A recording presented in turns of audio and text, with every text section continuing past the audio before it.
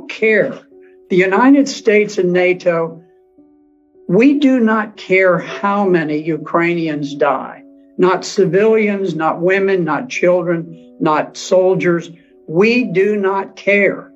It's become a great football game. We've got our team, they've got our team, rah, rah. We want to get the biggest score and run it up.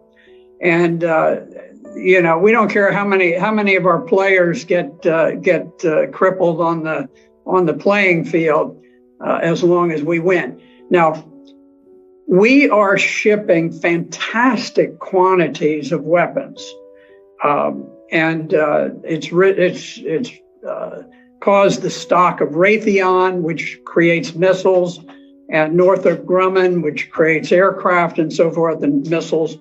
All of these defense industries have become tremendously bloated with tax dollars. I don't think it's ultimately going to change the outcome. I think that Russia will prevail. The Ukrainians are in a very awkward strategic position in the East. But if you look at the way that this unfolded, President Putin made a desperate effort to stop the march towards war. Back in December of 2021, he went so far as to put specific written proposals on the table with NATO, peace proposals to defuse what was coming about. Because at this point, Ukraine was massing troops to attack the Donbass. So he was trying to head this off. He didn't want war. And NATO just blew it off, just dismissed it, never took it seriously, never went into serious negotiations. At that point, Putin, seeing that armed Ukrainians with weapons to kill Russian troops were literally on their borders, decided he had to strike first. Now, you can see that this was not some pre-planned attack. This was not like Hitler's attack into Poland, where the standard rule of thumb is that you always have a 3-to-1 advantage when you are the attacker. You have to mass 3 times as many tanks and artillery and planes and men as the other side has. In fact, when Russia went in, they went in sort of with what they had, what they could cobble together on short notice, and they were outnumbered by the Ukrainian forces. The Ukrainian forces had about 250,000. The Russians had perhaps 160,000. So instead of having 3 times as many, they actually had fewer troops than the Ukrainians, but they were forced to attack to try to preempt the battle that was looming, where the Ukrainians had massed these forces against the Donbass.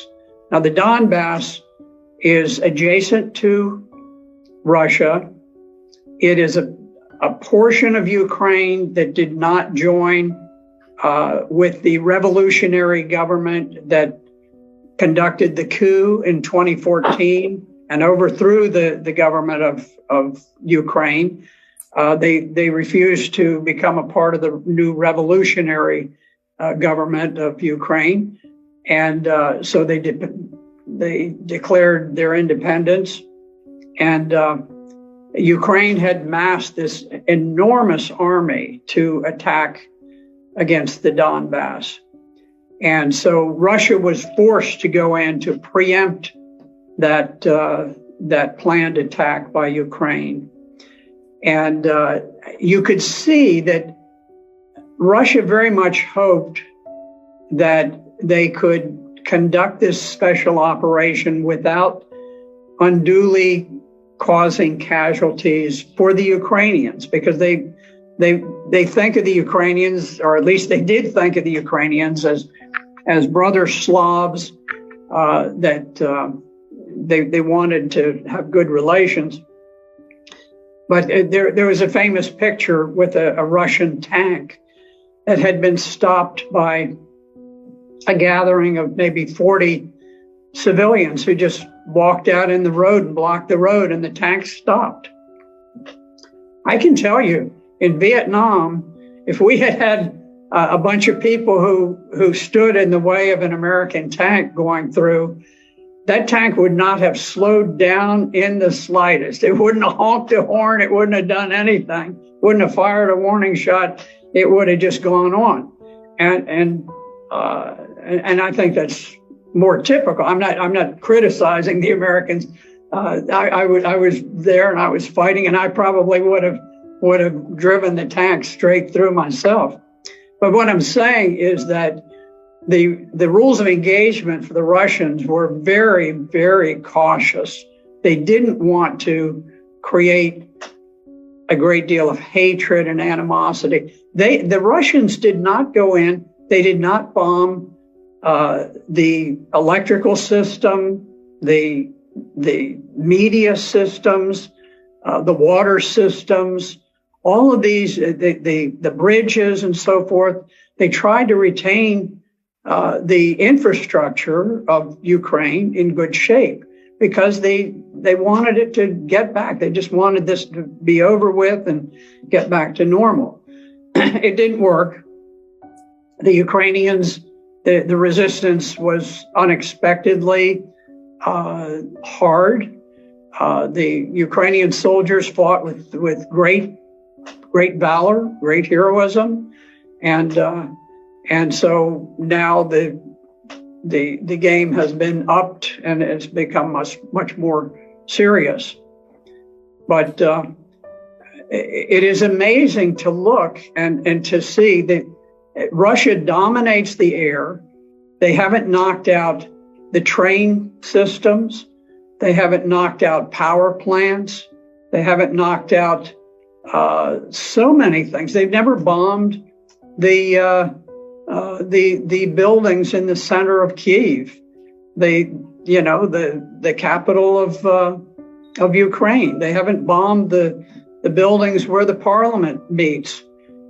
They've been incredibly reserved about these things, hoping against hope that peace could be achieved. But I don't think Ukraine has anything to do with the decision about peace or war. I think the decision about peace or war is made in Washington, D.C. As long as we want the war to continue, we will fight that war using Ukrainians as proxies, and we will fight it to the last Ukrainian death.